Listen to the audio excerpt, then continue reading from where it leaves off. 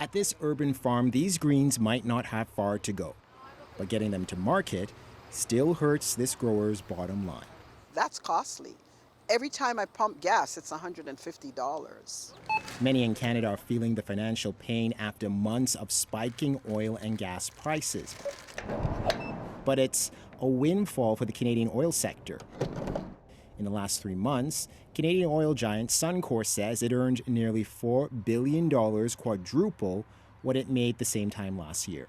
I urge all governments to tax these excessive profits. The United Nations Secretary General wants action to temper what he calls grotesque greed.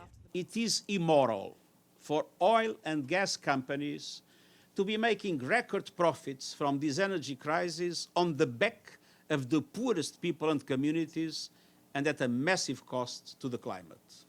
The Canadian Association of Petroleum Producers said in a statement that the industry is already paying more, that higher commodity prices are translating into higher government take across the country. Canada is set to see a year-over-year growth of 283% in royalties. Earlier this year, the UK government introduced a temporary windfall tax on oil and gas companies to help offset the rising cost of living. Canadians need a government that's willing to step up on their behalf and push back on these companies. The NDP says it supports the idea of a one-time tax. This former parliamentary budget officer says the money collected should go to struggling families. Targeting temporary targeted programs for people whose budgets are being stretched, that are seeing their disposable income shrink.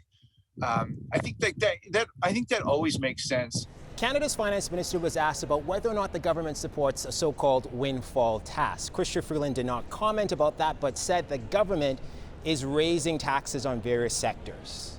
David Thurton, CBC News, Ottawa.